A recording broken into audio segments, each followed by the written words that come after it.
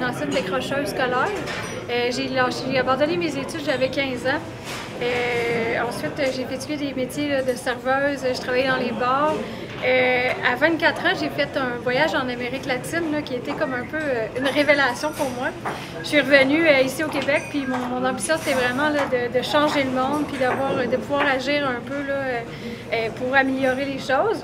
Donc, je suis partie de l'Outaouais, d'un petit village qui s'appelle Maniwaki. Puis, je me suis revenue à Québec, je me suis inscrite à l'université comme candidate adulte. Puis à ce moment-là, je ne savais pas qu'est-ce que je voulais faire exactement là, comme métier. Donc, j'ai pris des cours d'initiation en biologie, en psychologie, en économie et en politique. Puis je pense qu'à ce moment-là, j'ai vraiment trouvé ma voie. Là. Je considérais là, que l'apprentissage de la science économique, là, ça allait me permettre là, de pouvoir avoir un pouvoir là, justement sur la société, sur le développement de nos sociétés. Donc, c'est ça. Ensuite, je me suis inscrite au baccalauréat en économie à l'Université Laval. Après, à la fin de mon baccalauréat, j'avais l'impression de ne pas avoir été jusqu'au bout là, de sujets qui m'intéressaient plus particulièrement. Donc, je me suis inscrite à la maîtrise en aménagement du territoire et développement régional. C'est vraiment les théories du développement endogène, là, où le capital humain est vraiment vecteur de croissance économique. Là, moi, ça venait me chercher. Puis, je me suis sentie vraiment dans un domaine d'études qui me rapprocherait le plus. Donc, suite à ça, j'ai travaillé au ministère des Transports, à la direction des parcs routiers. Et encore là, j'avais encore le sentiment là, que je n'avais pas été jusqu'au bout, puis que j'avais encore un petit bout de chemin à faire. Donc, je me suis inscrite au doctorat à l'École supérieure d'aménagement du territoire, là, ici à l'Université Laval. Donc, je suis rendue là. J'ai 32 ans. En 6 ans, maintenant, je suis rendue au doctorat en aménagement du territoire avec une spécialité là, en économie régionale et en économie urbaine.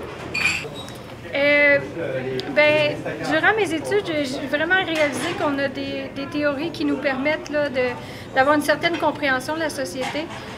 Mais pour ma part, j'ai l'impression que ça prend plus une vision transversale là, pour arriver à comprendre bien les réalités vécues là, sur les territoires. Fait qu'encore là, ce qui me rejoint, c'est vraiment le développement endogène là, par le bas. Je pense que pour former des politiques publiques qui sont vraiment, qui vont rejoindre la société, il faut commencer par une compréhension là, à partir du bas.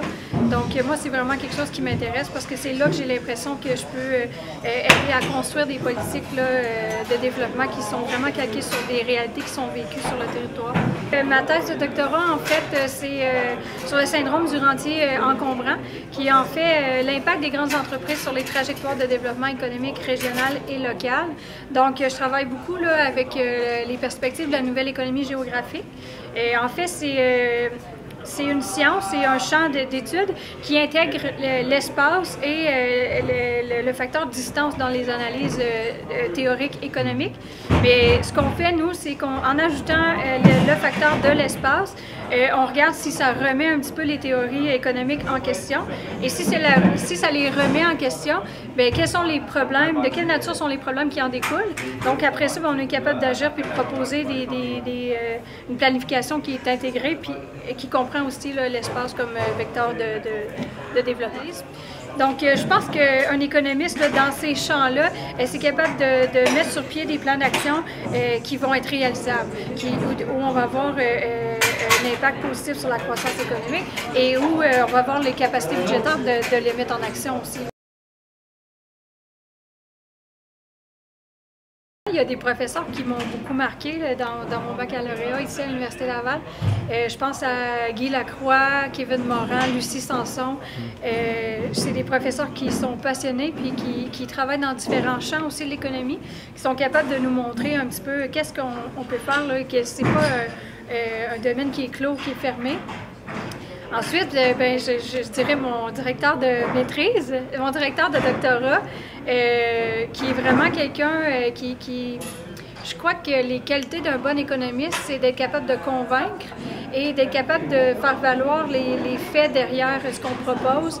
Et je pense que la vulgarisation, c'est super important là, dans notre domaine. Là, si on veut si on veut être pris en considération.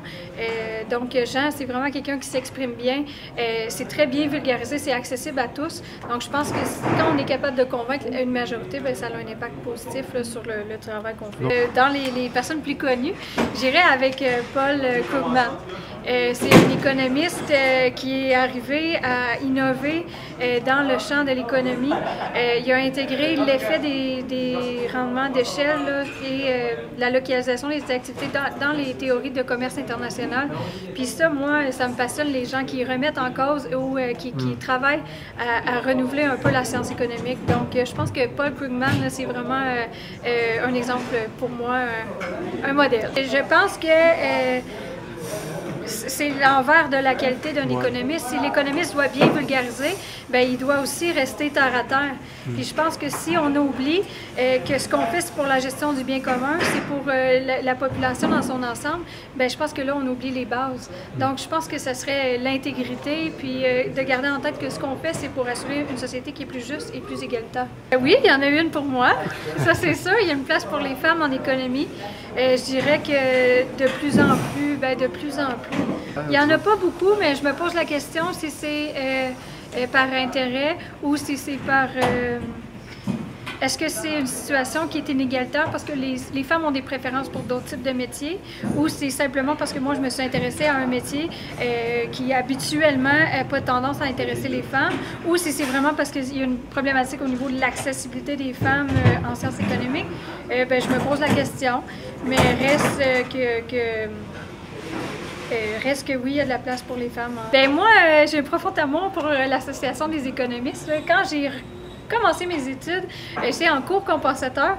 Je me suis tout de suite inscrite à l'Association des économistes parce que ben, je voulais avoir plus d'informations que ce qu'on m'en donnait à l'école.